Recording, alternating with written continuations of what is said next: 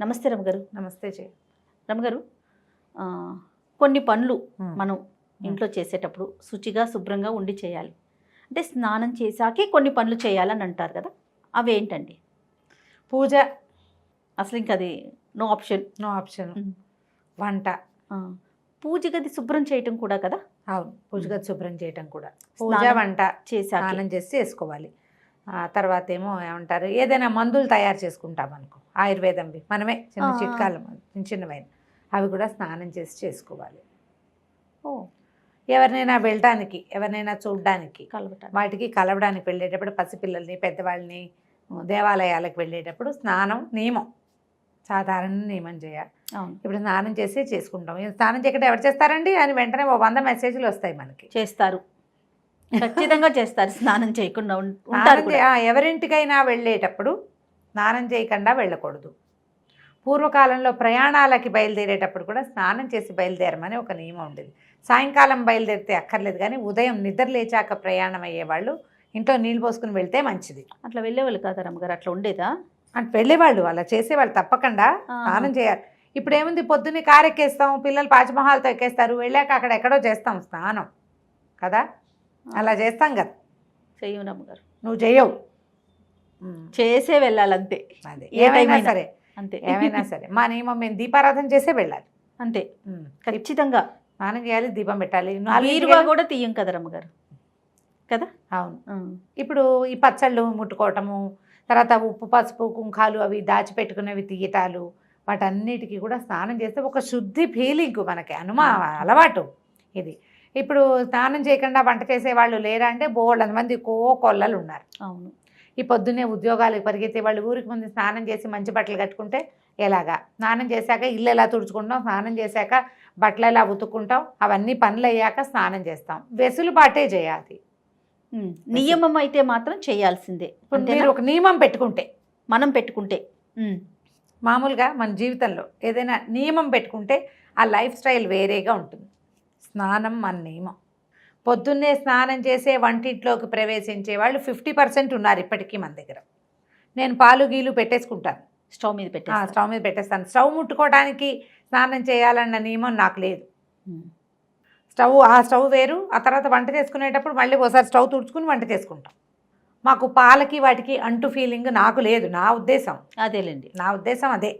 పాలకి వాటికి ఏం పర్వాలే, పాలు కాఫీలు పొద్దున ఏదైనా ఉప్మా చేసి అవి ఇవి కింద పడి పొంగల్ చేసి కింద పడితే మళ్ళీ దేవుడి కోసం ఏదైనా చేయదలుచుకున్నప్పుడు మామూలు వంటకు కాదు, దేవుడి కోసం చేసుకోవాలంటే మళ్ళీ ఒకసారి స్టవ్ గట్టు కడుక్కుని చేస్తారు, చేసుకుంటాం.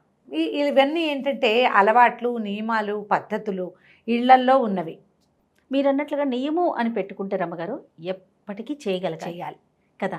మనకు అది వీలవ్వచ్చు, వీలు కాకపోవచ్చేమో. ఎప్పుడైనా ఒకసారి వీలు కాకపోతే భగవన్ నామస్మరణ చేసుకుని వదిలిపెట్టాలి. చచ్చిపోయినా సరే అనుకోకూడదు, ప్రాణం పోయినా సరే అని అనుకోకూడదు. కానీ నియమం పెట్టుకుని పనిచేస్తే కొన్ని విధానాలు ఎప్పుడు బాగుంటాయి. లేవగానే బ్రష్ చేసుకోవటం చకచక, తర్వాత ఏ బాత్రూములు కడగదలుచుకుంటే నిద్ర లేవగానే బాత్రూమ్ కడుక్కునే ఫ్రెండ్స్ ఉన్నారు నాకు. రోజు బాత్రూమ్ కడిగేవాళ్ళు, కడిగేసి స్నానం చేసేస్తారు. ఆ తర్వాతే కాఫీలు, టిఫిన్లు, ఇంకోటి. ఓకే. పిల్లలు స్కూల్కి వెళ్ళే పిల్లలు ఉన్న వాళ్ళకి ఎలా కుదురుతుంది అంటారు, వాళ్ళకి స్నానం గంట పట్టదు, అంతే 5 నిమిషాలు స్నానం చేస్తారు. వీళ్ళకి నూనె రాసుకుందామా, సున్నిపిండి పెట్టి తోముకుందామా, పసుపు తెచ్చుకుందామా, అదేదో చేద్దామా, ఒంటికి స్క్రబ్ చేద్దామా, ఈ వ్యవహారాలన్నీ ఉన్న వాళ్ళకి ఈ నియమాలు కుదరవు. అవును, నియమాలు కుదరవు. స్నానం చేయకుండా వంట చేస్తే ఏదో కొంప మునిగిపోతుంది అన్నది మాత్రం నేను చెప్పలేం కానీ స్నానం చేసి వంట చేసుకుంటే బాగుంటుంది. పని చేసుకునేటప్పుడైనా కూడా స్నానం చేస్తే ఒక ఫ్రెష్ ఫీల్ వస్తుంది. ఇప్పుడు ఇల్లు ఉడుచుకోవటము అవన్నీ పనులు ఉంటాయి. పని వాళ్ళు ఉన్నారనుకో, అవన్నీ వాళ్ళు ఎవరో పని మనిషి వచ్చి ఇల్లు ఉడుస్తుంది, వాకిలు ఉడిచి ముగ్గేస్తుంది, గిన్నెలు తోమేస్తుంది, స్టవ్ కట్టదే ఖాళీ చేస్తుంది, లేదా రాత్రి నేనే చేసేసుకున్నాను అని అనుకునే విధానం అయితే చేసేయచ్చు. అలా కాకుండా ఈ 4 పనులు చేసుకోవాల్సిన అమ్మతల్లుళ్ళు పాపం తెల్లారే స్నానం చేయండి లేకపోతే మంచిది కాదని రమారావు గారు చెప్పారంటే అలా ఎలా కుదురుతుంది? పని చేసుకోవద్దు, ఎవరు చేస్తారు? ఆవిడ వచ్చి చేస్తుందా అని నన్ను కూడా కలుపుతారు అందులో తిట్లలో.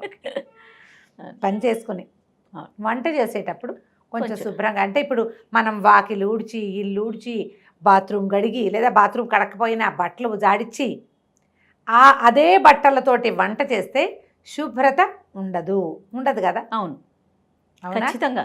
ఈ పాయింట్ని మనసులో పెట్టుకోండి. వంటకి శుచి శుభ్రత 2 అవసరం. కూరగాయలు కడుక్కోవాలి, శుభ్రంగా కడుక్కోవాలి. చేయాలా? మరి అది వంట దగ్గర నుంచుంటాం. గట్టు గట్టు మన బట్టలు నిన్న రాత్రి మన సాయంకాలం వేసుకున్నవి అలాగే పడుకుని లేస్తాం. కొంచెం చిన్నపిల్లలు ఉన్న వాళ్ళైతే మధ్యలో పిల్లలు పిసులు పోసే వ్యవహారాలు కూడా ఉంటుంటాయి. బాత్రూంలోకి వెళ్తాం, పిల్లల బాత్రూంలోకి వెళ్తాం, మన కోసం బాత్రూంలోకి వెళ్తాం. కొంచెం చిన్న వయసు వాళ్ళైతే రాత్రి భర్తలతోటి ఉంటారు. ఇది తప్పని సరి వ్యవహారాలు కదా ఇవన్నీ. జీవితంలో రకరకాలు ఉంటాయి, వాటి అన్నీ ఉండాల్సింది. ఈ తెల్లారు లేచాక మీ పై పనులన్నీ చేసుకుని వీటి అన్ని చోట్ల నుంచి మీ మీద పడినటువంటి రకరకాల సూక్ష్మక్రిములతోటి మీరు వంట చేయొచ్చా? ఇది మన క్వశ్చన్. చేస్తే ఆ వంట శుచిగా శుభ్రంగా ఉంటుందా? ఇది మీకే క్వశ్చన్. అంతే. చేయొద్దు అని నేను చెప్పట్లేదమ్మా, ఆలోచించుకుని చేయండి అని మాత్రం చెప్తా. మనం ఏం పని చేసాం దాని ఎఫెక్ట్ మనం వండే వంట మీద ఉంటుంది. కాబట్టి స్నానం చేసి వంట చేసుకుంటే బాగుంటుంది. ఓకే. హెల్త్కి ఇంకొంచెం ప్లస్ పాయింట్, మనం ఒక్క పాయింట్ వేసిన వాళ్ళం అవుతాం. చేతులు శుభ్రంగా ఉంటే మనం ముంజేతుల మీద ఏ మురికి ఉంటే కడుక్కుంటాం కదండి అంటారు. అయినా కొంత క్యారీ చేస్తాం. స్నానం చేసేసరికి ఏమవుతుంది, వేడి నీళ్ళు సన్నీళ్ళు సబ్బో సున్నిపిండో వేసి తోముకుంటాం. మనకు కూడా ఒక ఫ్రెష్ ఫీల్ ఉంటుంది. చేసే వంట శుద్ధంగా ఉంటుంది.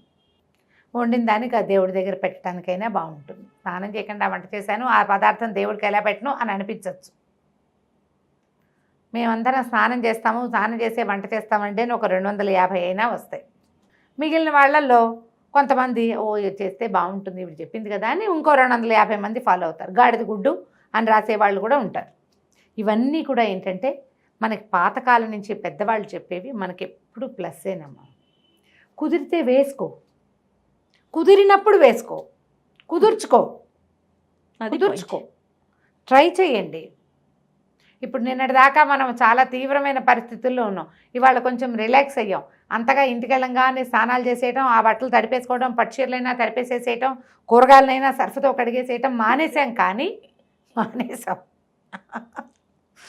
డెట్టాలు వేసి కూరలు కడిగేసుకోవటము మానేసాం. కానీ జాగ్రత్తగా ఉండటం మాత్రం. కరోనా టైంలో రమ్మగారు ఈయన పంచదార ప్యాకెట్లు కూడా నీళ్ళల్లో వేశారు రమ్మగారు. శభాష్ కదా. ఉన్నారు కూరలు డెట్టాలు వేసి కూరలు కడుక్కున్న వాళ్ళు, సర్ఫ్ వేసి కూరలు కడుక్కున్న వాళ్ళు. భయానికి జాగ్రత్త కదా. ఆ జాగ్రత్తని కొన్ని విషయాల్లో ఉంచుకోండి. రైట్. ఇప్పటికీ మనం బయట నుంచి వెళ్ళగానే కాళ్ళు చేతులు కడిగేసుకుంటున్నాం, శానిటైజర్ అక్కడక్కడ వాడుకుంటున్నాము. కొన్ని చోట్లైనా మరీ గుంపుగా ఉన్నారంటే గబుక్కుని మాస్క్ వేసుకుంటున్నాము కదా. అట్లాగే ఈ శుభ్రంగా స్నానం చేశాక వంట చేసుకోండి. దేవుడికి దీపము అవి ఎలాగో స్నానం చేసే పెట్టుకుంటాం. ఇంకొక పాయింట్ ఉంది రమ్మగారు, ఫుడ్ తీసుకోకూడదు. టిఫిన్ కానీ లంచ్ కానీ ఏదైనా కూడా ఆహారం స్నానం చేసిన తర్వాత తీసుకోవాలి. ఏమండి ఏమన్నా అంటే సంబంధించి ఏమన్నా ఉన్నాయా రమ్మగారు? చెప్దాం. స్నానం చేసేటప్పుడు స్నానం చేయగానే ఏమవుతుంది, ఒళ్ళు చల్లగా అవుతుంది. అవును కదా. ఆహారం వేసుకునేసరికల్లా మొత్తం ఫుడ్ని అరగదీయటం కోసం రక్తం అంతా పొట్ట వైపుకి పరుగుదీస్తుంది. టిఫిన్ తిని స్నానం చేశారనుకో డైజెషన్ పాడవుతుంది. స్నానం చేశాక తీసుకునే ఆహార స్వీకారంలో పొట్ట సక్సెస్ఫుల్గా పనిచేస్తుంది. మనం అరుగుదల కోసం మనం చూడండి, చంటి పిల్లలకి పొట్ట నిండా పాలుండి నీళ్ళు పోసి అంటే బళక్కమని కక్కేస్తారు. కాసిన పాలు ఇచ్చి అంటే ఆకలి పొట్టతోటి నీళ్ళు పోయకూడదు, కడుపు నిండా పాలు ఇచ్చాక నీళ్ళు పోయకూడదు. 2 నియమాలు ఉంటాయి. కాసిన ఇవ్వాలి, కొద్దిగా పాలు బట్టి నీళ్ళు పోస్తాం. పిల్లలకు కూడా స్నానం చేయించి టిఫిన్ పెడతాం, అవునా కాదా? అవునండి, అవును. అదే నియమం మనకు కూడా ఉంచుకోండి. ఇంకా కొంచెం పెద్ద ఏజ్ మెనోపాజ్లు అవి వస్తాయి ఆడవాళ్ళకి, డైజెషన్ ప్రాబ్లమ్స్ చాలా వస్తాయి. వీళ్ళు స్నానం చేశాకే టిఫిన్ తినటం మంచిది. టిఫిన్ తిని వెంటనే నీళ్ళకి వెళ్ళపోకండి, అది మంచిది కాదు. ఎందుకంటే మనం ఏం చేస్తాం, నీళ్ళతోటి బాడీ బ్లడ్ ప్రెషర్ ఈ సర్క్యులేషన్లో ఇవి మార్చేస్తాం. స్నానం వల్ల ఒళ్ళంతా తోముతాము, నీళ్ళు పోసుకుంటాం, వేడిపో చల్లబో ఏవో పోస్తాము, బాడీ చల్లబడుతుంది. అవును. మనకు కావాల్సింది ఏంటి, పొట్టలో హీట్ ఉండాలి. ఆ వేడే కదా మీకు ఆ అన్నాన్ని కరిగించేది ఫుడ్ని. ఇప్పుడు అన్నం కాదండి, టిఫిన్ ఏంటి 4 ఇడ్లీలైనా తింటాంగా. తెల్లవారి పైగా అది బ్రేక్ఫాస్ట్, రాత్రి తిన్న తర్వాత మళ్ళీ ఇప్పుడే తింటున్నాం. రక్తం పరుగులు పెడుతుంది పొట్టకి, శక్తి అంతా ఇంట్లో ఉన్న వేడంతా అక్కడ పనిచేయటం మొదలు పెడుతుంది. నీళ్ళు పోసి చల్లారి చేస్తే చెప్పండి, మంట పెట్టి నీళ్ళు పోసాము ఏమవుతుంది, పొగొస్తుంది.